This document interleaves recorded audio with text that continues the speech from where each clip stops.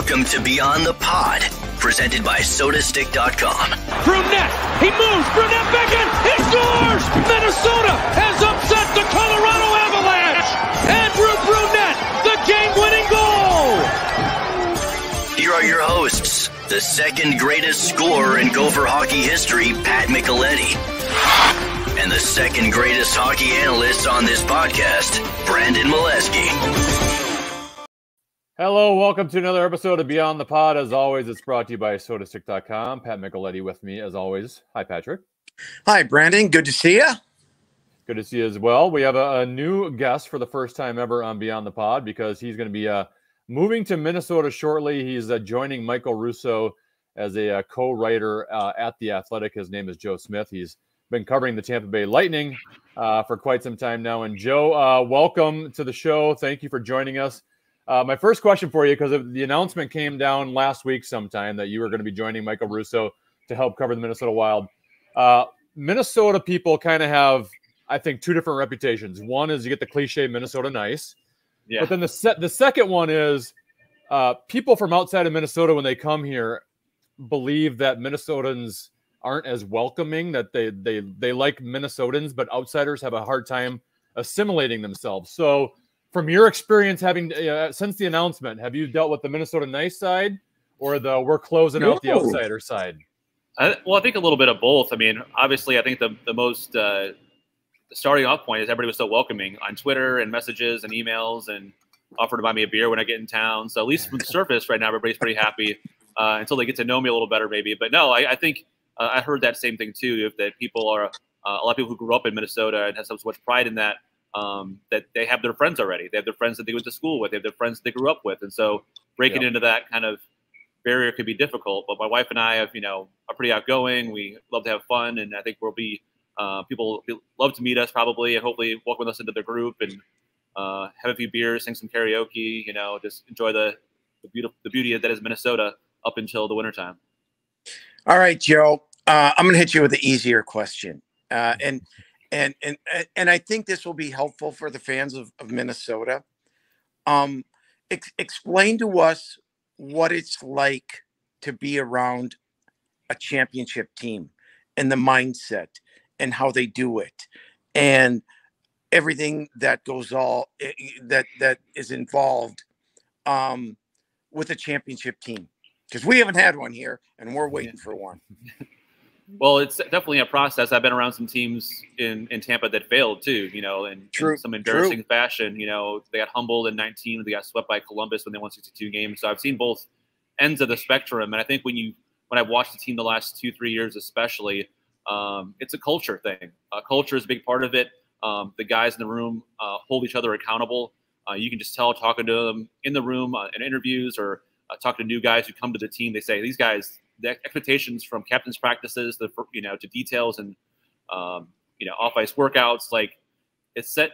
The culture is set by the players in the room. The coach, John Cooper, is a really good coach and he has experience, but is kind of demanded from the top down, from Stamkos to Hedman. That's where when the real championship teams are built from that, and then when they run the room and when they hold each other accountable and they set the standard on the ice, then everybody kind of follows, and it really became such a really close group here in Tampa, which is why I think they sacrificed so much, to win those titles.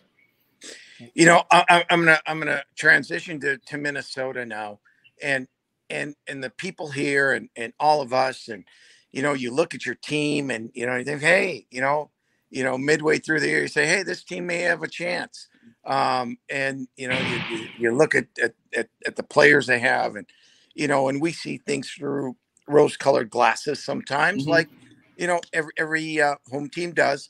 But you covering Tampa, and you probably don't watch every Minnesota Wild game because you're covering Tampa. But what is your perspective when you, as an outsider, we'll call you an outsider, what was your perspective of Minnesota and what they're doing?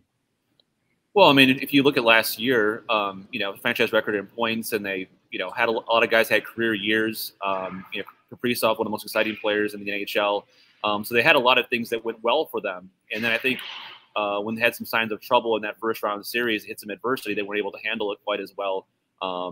as they hope to. And I think, you know, Dean Evison had to sit down with Mike Russo like yesterday or today, and he talked about needing to be harder on the guys during the year. You can't just wait till the end of the season and do that. And that starts in September and October in training camp and goes from there. So I think a lot of times it's not necessarily, you know, the physical skills, which a lot of guys on the Wild have, is more mentally, you know, mental toughness and being able to kind of fight through things and handle when things aren't going your way, especially in a playoff series against a more experienced team, like was St. Louis last year. So from the outside looking in, there's a lot of talent. There are a lot of young players I'm looking forward to seeing and covering, like Rossi and Boldy and, you know, the veterans. So there's a good mix there. And I think it's a matter of, you know, kind of finding a way to win that series and get some confidence and some mojo and some belief in the room to do it. So there's a lot of pieces there. It's just a matter of kind of putting it together in a very difficult division and conference, right? I mean, you have to go through the champs just to get out of there. So it's, you know, that and winning a series would obviously go a long way into doing that.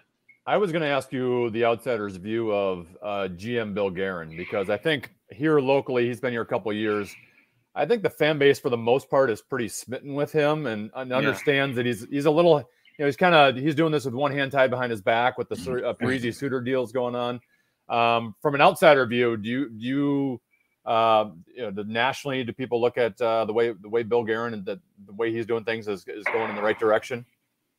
I think so. And what I respect about Bill is there's no bullshit, there's no BS. Like, he's a straight shooter, and like he obviously has that hockey pedigree and the career, and he's lived in both ends, from a guy who's been traded at the deadline or a guy who's kind of bounced around different places, but he's won championships. So I think he has a lot of experience, and I think, you know, you have to be bold in this position. Julien Brisebois at the Lightning made a habit of that in this time here, making some tough decisions that you don't really want to make, but you have to make for your team.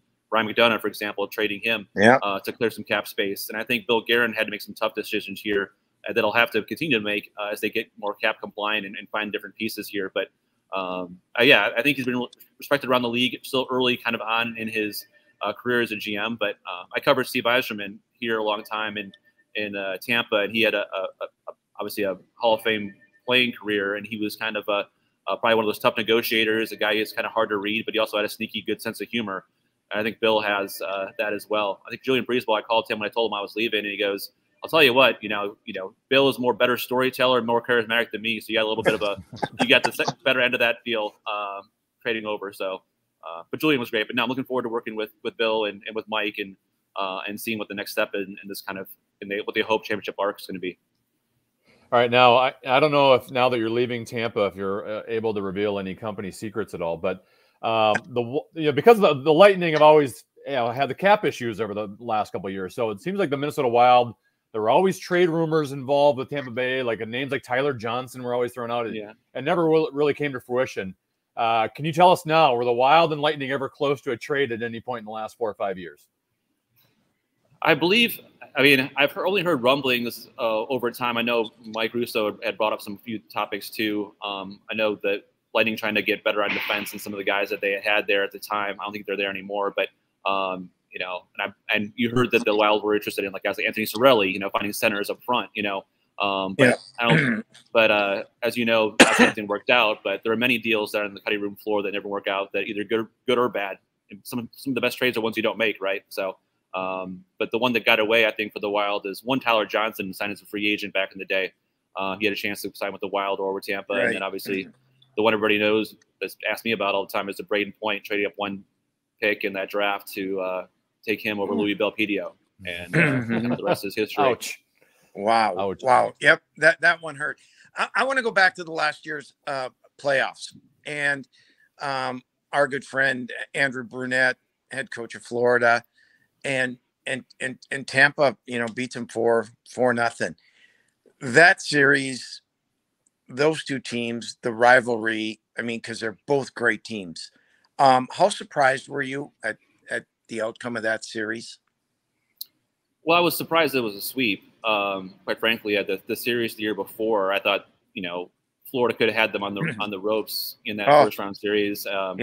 You know, there was, you know, if they actually had some semblance of goaltending in that previous year, that could have been a different ending. But last year, I think just overall the Lightning's experience and toughness, and I think Andrew Burnett mentioned this like 4 times in the series, like just the Lightning's will. Like they wanted it. They were going to the hard areas. They were blocking shots. They were making it think Huberdeau and Barkov had combined 3 points in those 4 games. Yeah, Like, it was right. obviously you could tell that they were just the body language. They were down. They were frustrated, and you saw what they did this offseason. We made all major changes, and not often you see that many caliber players traded in one summertime.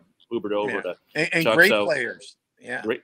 So 3 players. So I think that was indicative of what they thought of what they needed to get over the hump. And I think if you're going to have to win a Stanley Cup, you're going to have to get through Tampa Bay if you're the Florida Panthers. And so you got to find a way to do that, whether it's this year or next year, who knows. But it is fun to see the rivalry in the state. And the only way you get rivalries is by playoff matchups and being even, where teams win this one and that one. So I think the state of hockey, say here, not the state of hockey like Minnesota, but they're definitely growing at the grassroots level because of all the success the Lightning have had over the years, and obviously what Florida's building there in South Florida.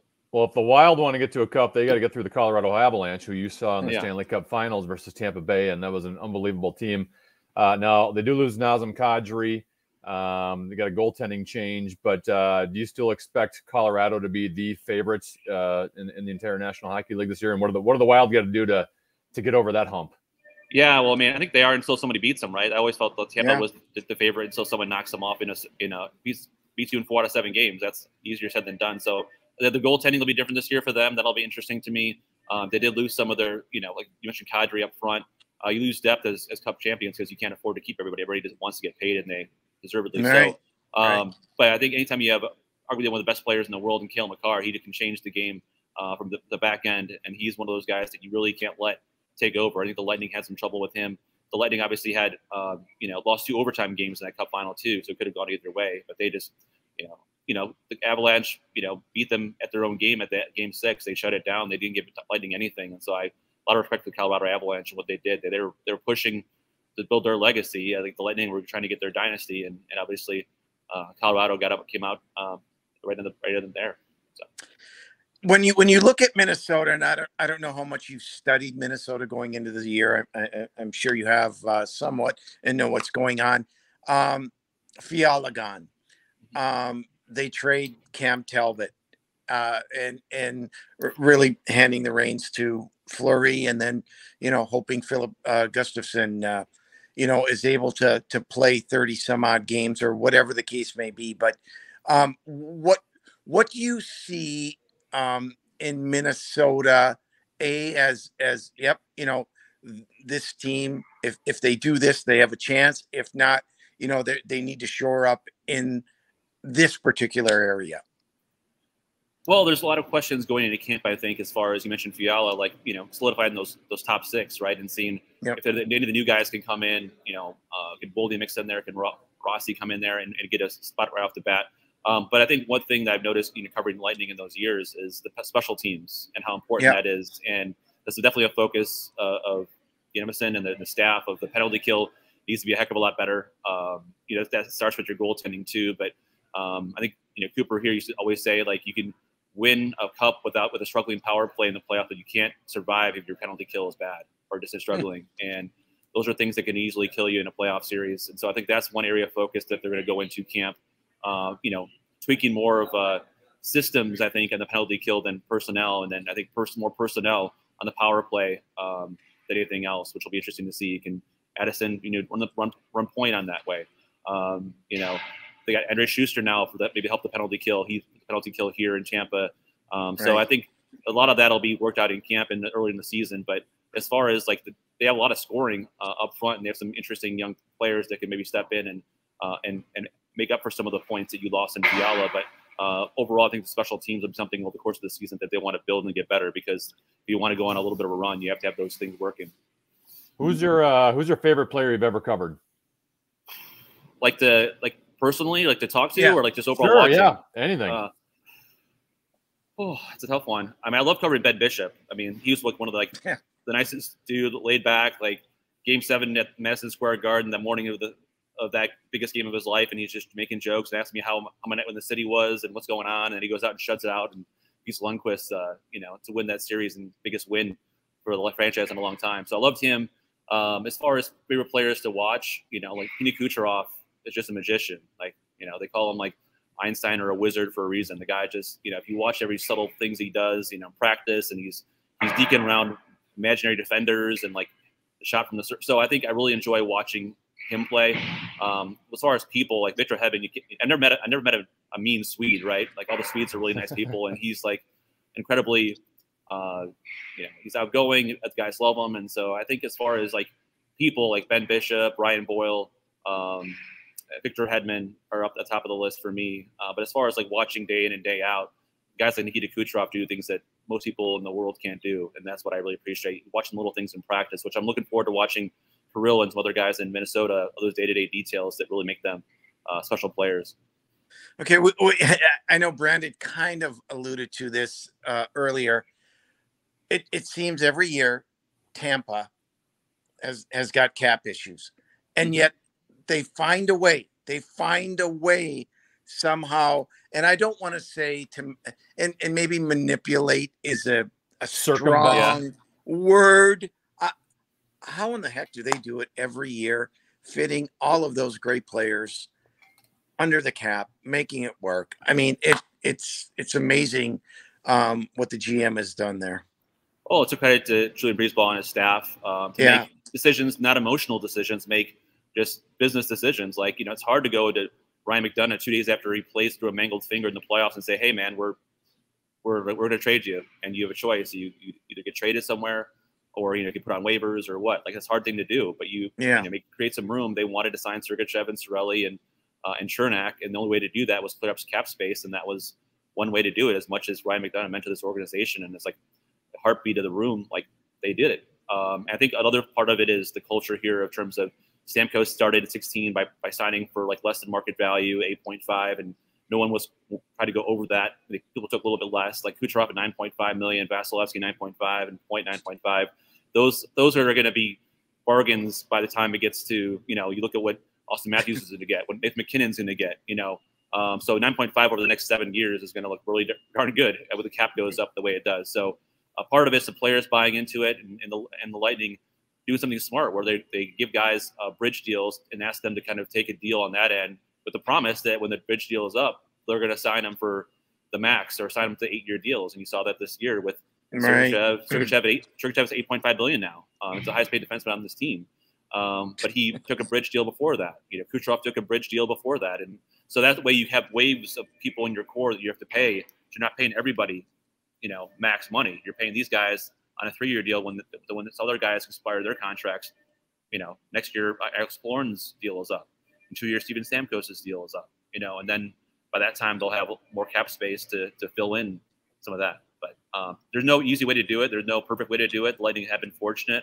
There haven't been, they signed good contracts, which makes it easier to move too. In the case of, if you have some bad contracts, those are harder ones to move or to buy out. There was a question put out on Twitter the other day. Yes, it's my real name. Was a week ago.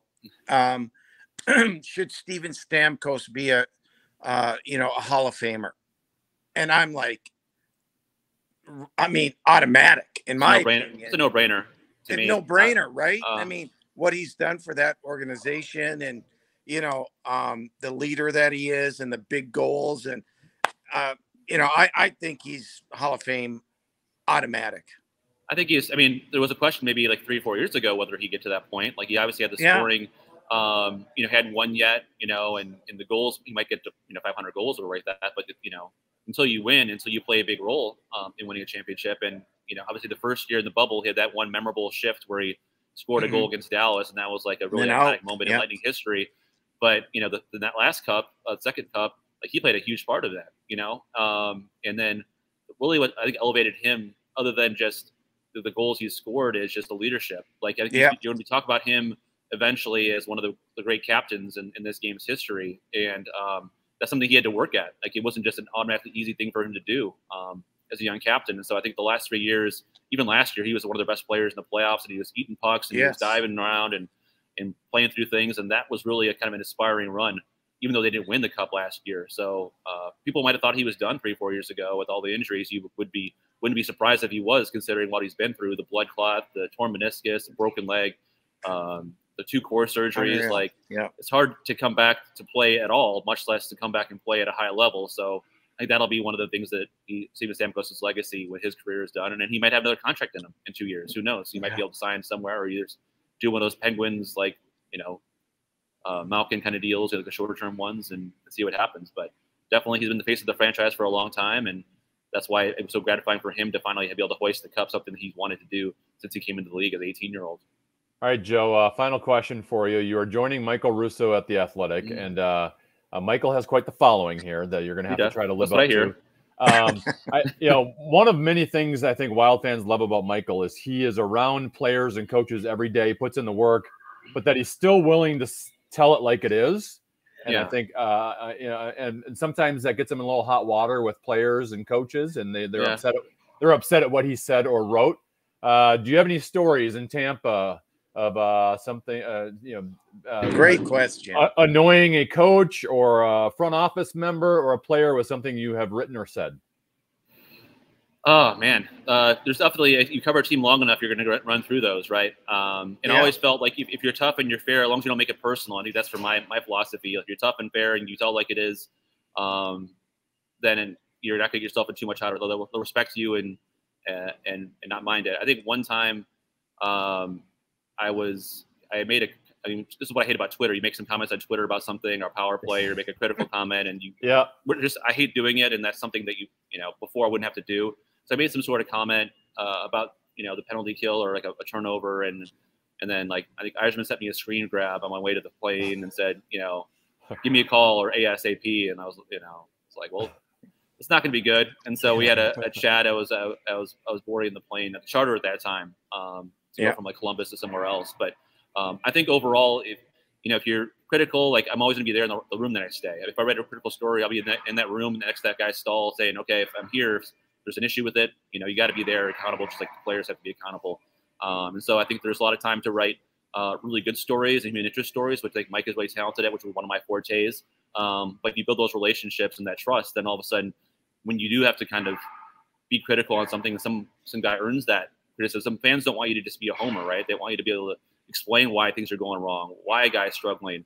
Maybe the guy should be put down in the lineup, and those are fair things that writers or, broadcasters need to do. But as long as you're fair, you're accountable, and you're there the next day to, hey, I had that issue, maybe things that they didn't know were going on. Like he had injury no one knew about, and hey, this is why I've been struggling. But then be able to have that inside information, then you won't be able to maybe be as critical because there's some underlying. You understand, So, well, thank you, Joe. Very nice to meet you. We look forward to seeing you up in here in Minnesota soon. Love to see you guys in person in a few weeks. So keep some warm weather. Sounds great for us before the fall ends. So we'll see you at the X. All right, thanks, Joe. We'll be nice to you, Joe. For the start, yeah. Right. Take care, guys. We'll see you soon. Thanks for having me. Joe Smith from The Athletic. He'll be joining Michael Russo at The Athletic covering the Minnesota Wild. So we're going to get double the coverage, Pat. Before we move on to Vision for the Division, I want to tell our listeners and our viewers about SodaStick.com, the original Minnesota sports inspired goods. If you haven't seen the stuff yet, you got to check it out. All of their apparel screen printed here in Minnesota on super soft, super comfy shirts. You'll love it. We're going to hook you up with 15% off your next order. So use the code KFAN for 15% off. That is SodaStick.com, original Minnesota sports inspired goods. Use the code KFAN for 15% off. We've been doing our Vision for the Division series, Pat. We only have 2 more teams to go today. We are going to talk about the St. Louis Blues, a team that we are very familiar with because the Wild lost to them in the playoffs last season. A team that was very similar to the Minnesota Wild in the regular season last year. 49, 22, and 11. They had 109 points. They finished just 4 points behind the Wild in the Central. Goals for, 3rd in the league. Goals against, 11th in the league. Their special teams were very good, as we saw in the playoffs. Power play 2nd in the league. PK 5th in the National Hockey League. A team that had a pretty good season last year, and frankly, out of all the teams that played the Colorado Avalanche in the playoffs, they probably gave them the biggest competition. Very, very well coached. 2 players they lost that could have an effect on their team this year, and that's and both went to Detroit. Ville Husso, the goaltender, who was, quite frankly, their number 1 guy all year last year, and got him to the playoffs. So now it's on Billington to carry the load. And Perron was great on the power play. I mean, he was just money on the power play. 2 big losses there. But if you look at their lineup, not much has changed. They have all their decor back, and Torrey Krug will be healthy. Thomas Tarasenko, Buchnevich. I mean, they're solid 1 through 4. Maybe not great, but a real solid team. I think we're going to see the same thing, Brandon. If I'm going to make a prediction right now, I'm going to say Minnesota, St. Louis, first round again. In all the teams that we've looked at thus far, they're going to be going for second and third in the division, in my opinion, right now. Things obviously could change with injuries, with all that kind of stuff. But the Blues are going to be right there again. Now they lost Jim Montgomery, who was probably one of the best assistant coaches in the league. He gets the head job at Boston. They lose him. He's a great special teams coach. That's one thing he knows about is special teams. They lose him. How's that going to affect their special teams going into this year? They won that battle last year. It's a new year, some new faces on your team, whatever. So, but when you get down to the brass tacks, I look at Minnesota and St. Louis meeting in the first round again. Yeah, you mentioned David Perron, that they lose him to Detroit along with Billy Yep. Husso. But I was looking at the stats for this team, and Perron really stuck out to me because he was 8th on the team in scoring, right? So you look at that and you go, well, you don't lose a whole lot. He was 1st on the team in power play points. He had 26 points on the power play. And, so they have a lot of depth. They had 9 guys last year that scored 20-plus goals. So if you lose one, you think you can overcome it. But he was, as we saw in that first-round series, him on that back door just getting rebounds all day long from Marc-Andre Fleury. One little change like that might, impact the power play enough where it comes back to the middle of the pack a little bit. It really could. And I was surprised, Brandon, because I'm sure you saw the other day, they just re-signed Jordan Kyrou, who is a good player, right? But he wasn't put in that upper echelon, you got to get it done type role. And now he's still young. There's going to be pressure on him. He got an 8-year, $8.5, $8 million contract, 8.85. And so there's going to be a lot of pressure on him to produce. And the same with, Robert Thomas, I look at. He wasn't great in the playoffs. And so, how are those guys? When all of a sudden I don't want to call it pressure, but the onus is put on you to be one of the guys, sometimes guys react differently a little bit. So I'm interested to see how Kyrou handles that situation, because he's going to be counted on to take some of that Perron, power play time and all that stuff. So and he's probably capable of it. And you're right. There's no question. There's no question. But until you've done it, that's the unknown. Yeah, St. Louis is pretty interesting moving forward here because, as you mentioned, Jordan Kyrou and Robert Thomas both got 8-year deals over $8 million. Oof. So, it's almost like they are all in for this year. They are going to lose some players next year, Pat. No doubt. Because those guys are making so much money. Because both Kyrou and Thomas's contracts go from, $2.8 million to over $8 million the following year. So this year they're both under in terms of your salary cap hit, they're $2.8 million, which basically means they are going to lose Vladimir Tarasenko after this coming season. Probably Ryan O'Reilly. And you know how important he is and how much he wins faceoffs, and that adds to the special teams as well. A guy who can win as many draws as he does. They might even lose even like a Barbashev, who's not making a ton, but scored 25, 26 goals last year. He's going to have to get paid. Yep. He'll be a free agent next year. So if he scores anywhere close to where he does, he's getting much more than he's making now. They might lose 2 or 3 guys the following season. So it'll be interesting. They might have a little bit of an all-in field this year. Yeah. And why not? They felt that they were just listening to the comments from their head coach at the end of the season. They really thought that they could beat Colorado. Now, maybe that was a pipe dream, but you mentioned it. They played them probably as well as any team in the playoffs last year, including Tampa. So they felt they were close. And so if you feel you're close and guys are going to, they hope that Kyrou takes that next step. They hope Thomas really takes a bigger leap. They feel like, hey, they got a crack at it. And the way Binnington played, in the playoffs for him when he took over for Husso, we'll see. Let's talk about their blue line, because I do think they're, defensemen, even though we kind of thought it was going to be one of their weaknesses going into the playoff series. I think it's pretty solid core. You've got your puck movers and Falk and Krug, who are, can also play on the power play. Obviously, Falk had 16 goals last year. You get the big tall tree and Parayko, who can shut down opposing teams' top players. I want to ask you about Nick Leddy, because I was just talking to you about their salary issues they're going to have next year. And they signed Nick Leddy this year. They extended him to a 4-year, $60 million deal. Now, I don't think that's a bad deal for Nick Leddy. No. But when I look at their roster composition and all the forwards they're going to lose, and I see a guy like Perunovich waiting in the wings, I'm kind of questioning their decision to re-sign Nick Leddy. I almost think it would have been better to give Perunovich a chance at a cheap dollar amount and give yourself a little more space for your forwards to re-sign. That tells me right there that they may be dangling Perunovich because they have or a Torrey Krug, because Torrey Krug is making a lot of money right now. Mm-hmm. And it'll be very interesting because, listen, it does no good for them to send Perunovich back to the American Hockey League. I mean, this kid, now I'm a little biased, right? Because he's from my hometown. But let's put that aside and just talk on the hockey side of it. He had a broken thumb. And I remember speaking to the general manager, Doug Armstrong, in the press box after game 1 in Minnesota. And he told me, he said, no worries on him. We'll get him back next year and he'll be ready to go. Well, lo and behold, they had all those injuries and they rushed him into the lineup after not playing for a month and a half.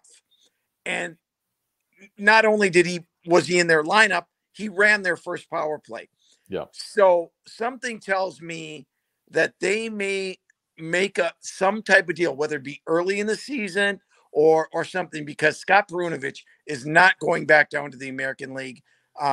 He's going to either be with the Blues team, be moved, which I doubt will happen. I think they'd move Krug before they move Perunovich because, I think they like him that much. But yeah, they have, I'm looking at their decor, right? Krug, Falk, Scandella, Parayko, Bortuzzo. Now, Scandella gets hurt an awful lot, and Nick Leddy. And we're forgetting Kali Johansson. Was that his name? The guy that entered the lineup in the playoffs for him, the big Mikola or Mikala. Or Mikala. That's it. I'm sorry. Yeah. And so they have extra D-core there, or D-men there. So it'll be interesting to see how that all plays out. You mentioned goaltending earlier. Jordan Binnington, now the guy with Billy Husso being moved to Detroit. Binnington, bad regular season last year. Goals against average over 3, save percentage of only .901. But when Husso was, mediocre in that first round series against the Wild, I didn't think he was awful or bad, but not good enough.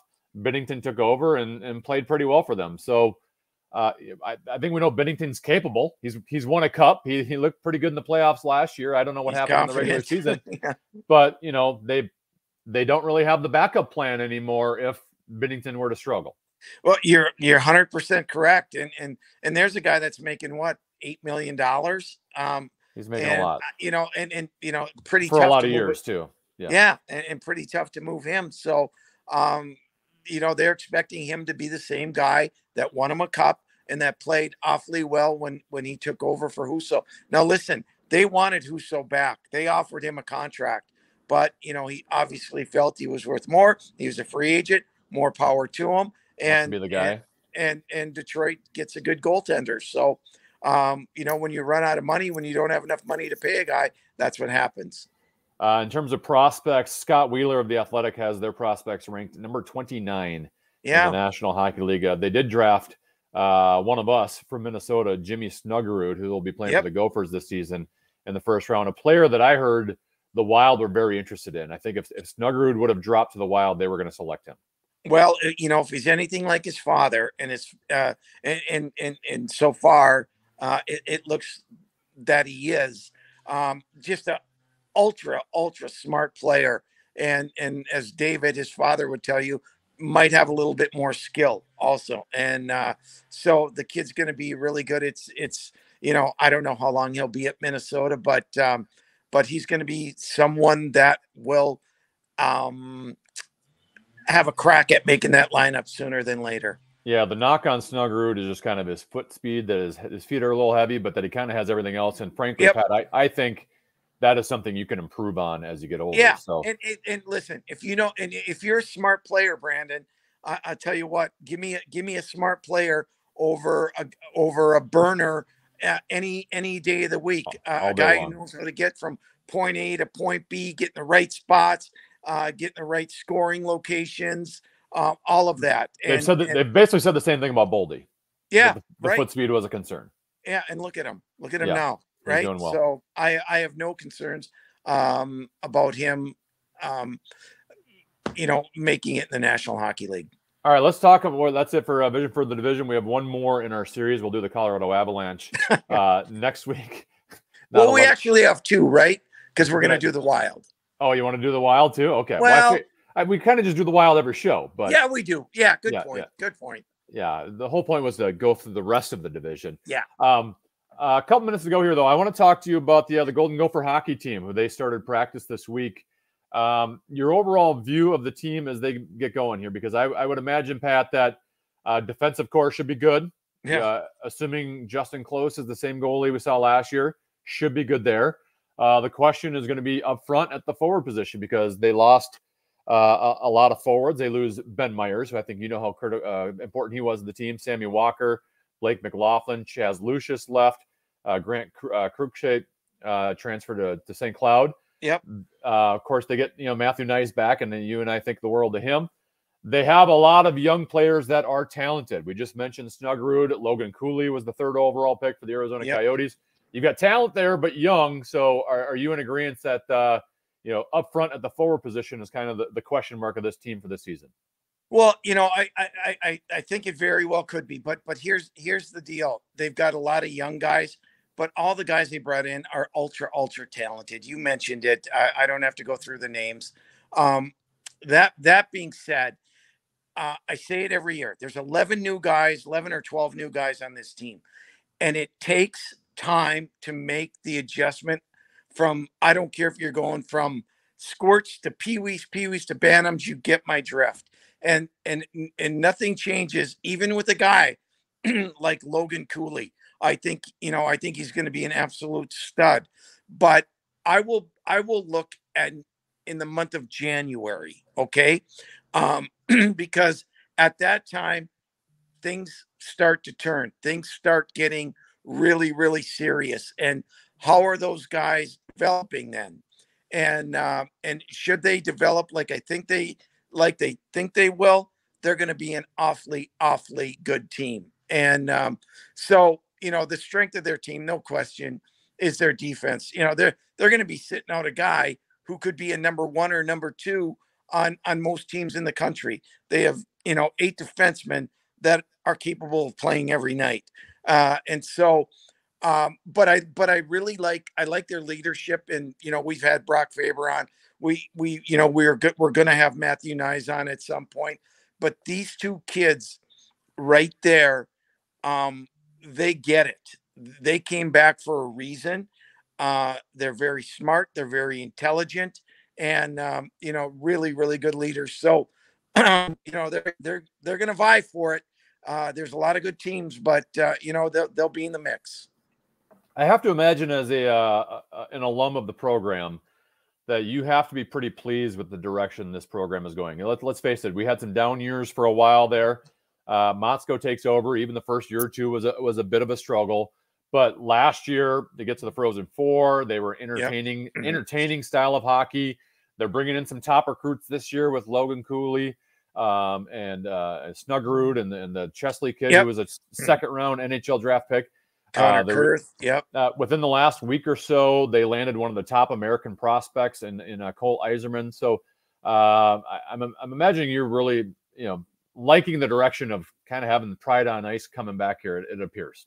Well, the big barometer for me is the fans, and you could start to see last year the excitement in the fans. More people were coming, more students were coming, but they're coming because they're getting really, really, even if you're not a fan of the Gopher hockey team, just to go and be able to watch some of the recruits that are coming in is a joy in itself, I think, for people.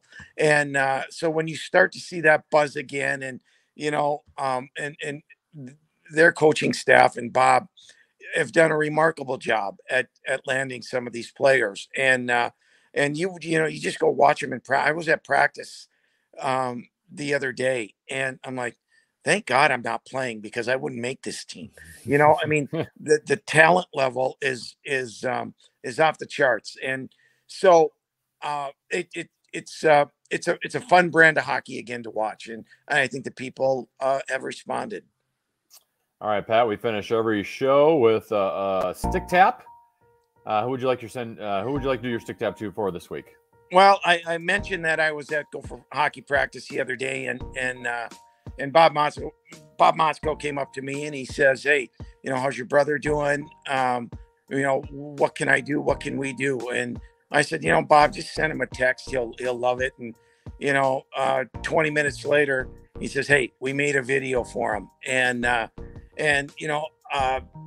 It was just, and then to a man after practice, every guy came up to me and said, "Hey, we're pulling for your brother." And it was really heartfelt, from my family and all the people, and I want to thank all the people that responded and sent down a note. And it was just, it was just good people out there, good fans. And so stick tap to all the people who have reached out to my brother, and thank you to the Gopher hockey team and Bob and his staff. Yeah, you can see that video on the Gopher hockey Twitter account, or even Pat Micheletti's Twitter account at PatMick2626. My stick tap today, Pat, is going to go to Steve Cash, Jim Johansson, Jocelyn Lamoureux, Monique Lamoureux, and Ryan Miller. They will all be enshrined into the U.S. Hockey Hall of Fame class of 2022. All well deserved. Yep. Congratulations to all of them.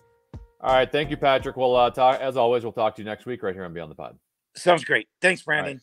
He's Pat Micheletti. I'm Brandon Mileski. This has been another episode of Beyond the Pod. As always, you can watch Beyond the Pod on the KFN YouTube channel or listen to it on the iHeartRadio app or wherever you get your podcast. Thank you so much for watching. We'll talk to you next week. Bye.